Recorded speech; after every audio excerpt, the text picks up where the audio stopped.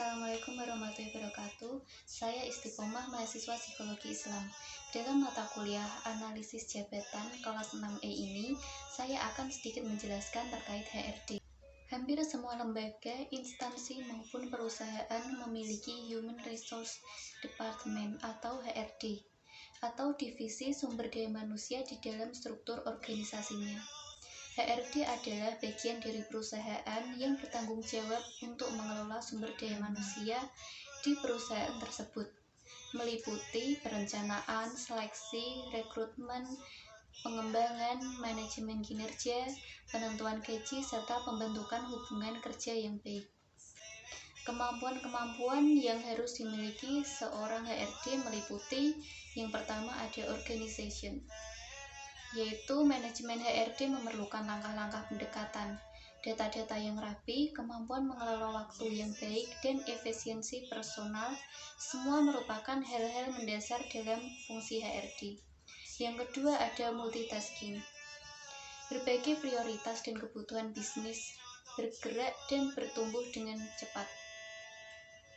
Klien A tidak mungkin menunggu dengan alasan bahwa seorang HRD sedang sibuk dengan kolega B. Jadi seorang HRD harus bisa menghandle semua. Selanjutnya ada discretion and business ethic.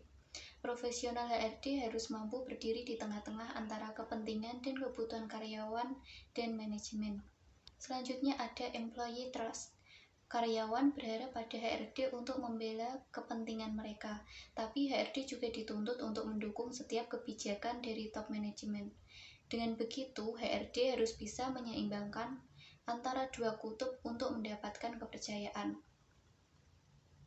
Fungsi HRD. Di sini fungsi HRD ada dua, yaitu fungsi internal dan eksternal. Fungsi internal yaitu terdiri dari perencanaan, perekrutan, orientasi, dan pengembangan SDM, manajemen kinerja, penentuan gaji, pembinaan hubungan kerja. Di samping itu, HRD juga bertugas mengadakan pelatihan bagi SDM perusahaan. Yang kedua ada fungsi eksternal, meliputi pemberian fasilitas konseling di luar perusahaan bagi karyawan dengan tetap memperhatikan kapasitas dan kemauan dari karyawan yang bersangkutan.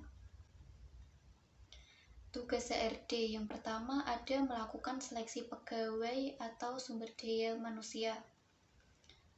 Yang pertama ada tahap persiapan. Pada tahap ini, HRD harus mempertimbangkan faktor internal dan eksternal. Faktor internal meliputi jumlah SDM yang dibutuhkan, struktur organisasi, dan lainnya. Sedangkan faktor eksternal mencakup hukum, ketenagakerjaan, kondisi tenaga kerja, dan sebagainya. Tahap rekrutmen. Rekrutmen adalah proses mencari calon karyawan untuk memenuhi kebutuhan SDM dengan melakukan analisis jabatan, serta menjelaskan deskripsi dan spesifikasi pekerjaan tersebut.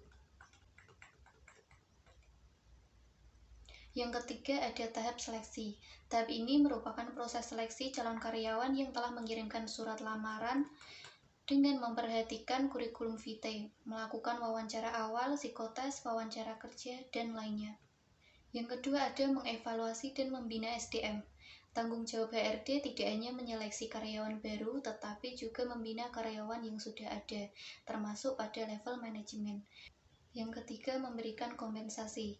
Yang dimaksud dengan kompensasi adalah gaji, upah, atau imbalan yang menjadi hak seorang karyawan karena telah memberikan kontribusi kepada perusahaan. Syarat-syarat menjadi HRD yang pertama memiliki latar belakang pendidikan yang sesuai. Yang kedua memahami beragam karakter manusia.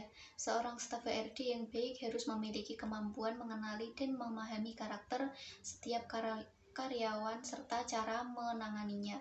Yang ketiga menguasai seluk-beluk karyawan. Yang selanjutnya mampu memberikan solusi. Yang kelima bisa menyusun laporan dengan baik. Laporan adalah salah satu dokumen penting bagi sebuah perusahaan, termasuk laporan dari HRD. Karena itulah staf HRD wajib menguasai cara menyusun laporan yang baik dan bermanfaat. Laporan HRD biasanya meliputi kehadiran, keterlambatan, ketidakhadiran, atau cuti karyawan. Sekian dari saya, terima kasih. Wassalamualaikum warahmatullahi wabarakatuh.